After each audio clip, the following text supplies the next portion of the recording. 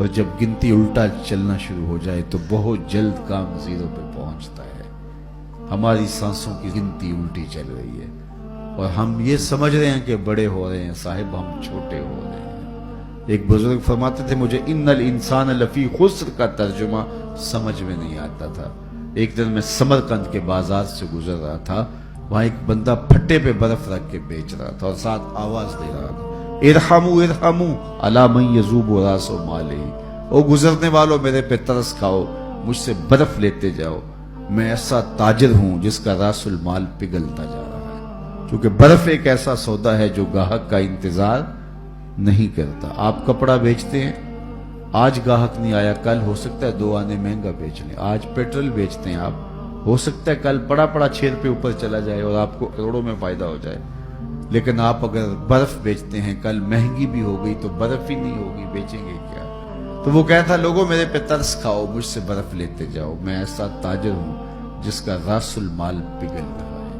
کہتے جب اس نے یہ آواز لگائی نا تو میرے قدم رک گئے اور میں نے کہا صاحب مجھے ان الانسان لفی خسر کا ترجمہ سمجھ میں آ گیا۔ جس طرح تیری برف پگھلتی جا رہی ہے میری زندگی پگھلتی جا رہی ہے، تیری برف قطرہ قطرہ پگھل رہی ہے اور میری زندگی سانس سانس پگھل رہی ہے۔ اور اگر تو اب بر وقت برف بیچ لے، اس کے بدلے درہم لے لے، دینار لے لے، پارچہ جات لے لے، کوئی جنس لے لے تو تجھے فائدہ ہے۔ اور میں بھی ان سانسوں کے بدلے درود پڑھ لوں، ان سانسوں کے بدلے قیام کر لوں، رکوع کر لوں، سجود کر لوں، کسی دکھی کے سر پہ ہاتھ رکھ دوں، کسی مشکل میں پھنسے ہوئے شخص کو چھڑا دوں تو یہ میری سانسیں کام آ جائیں گی۔ ورنہ یہ سوئے ہوئے بھی میری زندگی ٹوٹ رہی ہے اور میری سانسیں ٹوٹ ٹوٹ کے مجھ کو کاٹ رہی ہیں، یہ ایک آری ہے جو چیر رہی ہے۔ حضرت سیدنا علی المرتضیٰ فرماتے ہیں، شیخ زادہ نے بیضابی کے حاشیے میں لکھا آپ کا قول کہ یہ سانسیں موت کی طرف اٹھنے والے تیرے قدم ہیں، تو قبل اس کے کہ وہ وقت آئے کوئی حجت نہ رہے، مجھے آپ کو آج موقع ہے، آج سا بھی نے کھلے راہ بھی نے، انج ٹوک نوکھڑے ٹکڑے نے، ٹر پویں تے پینڈے مک جاندے کار بیٹھے فاصلے مکنے۔ آج موقع ہے۔ وہ ایک فقیر تھا، بازار میں کھڑا رو رہا تھا تو کسی نے گزرتے ہوئے اسے رک کے کہا بابا کسی نے مارا ہے؟ کہا نہیں ایسا تو کچھ نہیں ہوا، لیکن کیوں رو رہے ہو؟ کہا کہ بس گزرتے گزرتے لوگوں کو دنیا میں کھوئے ہوئے دیکھا تو دل میں رحم جاگا، تو میں نے سوچا ان بندوں کی رب کی صلح نہ کروا دوں، تو میں نے اس سے بات کی، آواز آئی لے آ میری چوکھٹ پہ، ایک آنسو پہ سارے گناہ معاف کر دوں گا۔ میں بڑا خوش ہوا اور میں نے ان سے بات کی تو یہ الٹا میرا مذاق اڑانے لگے، جا بابا کام کر، تجھے کیا پتا۔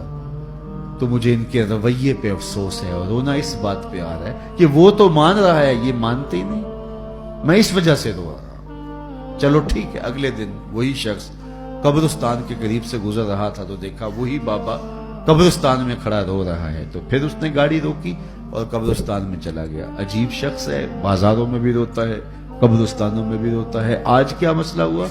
کہا آج مسئلہ بھی کل والا ہی ہے۔ کیا مطلب؟ کہا کل گزرتے گزرتے ان کو دیکھا اور دنیا میں ایسے کھوئے ہوئے دیکھا کہ رب کو بھولے ہوئے تھے، دل میں ترس جاگا، خیال آیا ان بندوں اور رب کی صلح کروا دوں۔ وہ تو مان گیا لیکن وہ ہی نہیں مانے، مایوس ہو گیا ان سے، تو آج ادھر نکل آیا اور آج خیال ہوا ان قبرستان والوں کی اور رب کی صلح کروا دوں۔ تو دلچسپی سے پوچھا آج کیا بنا؟ کہا آج یہ مان گئے ہیں، وہ نہیں مانتا،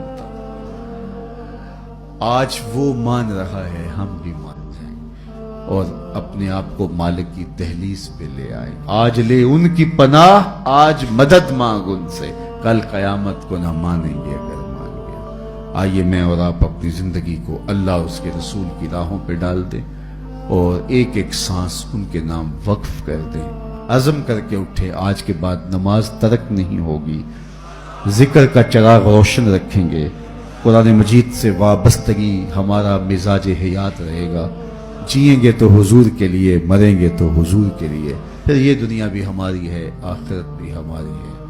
اللہ مجھے آپ کو اپنی پناہوں کا نور دے۔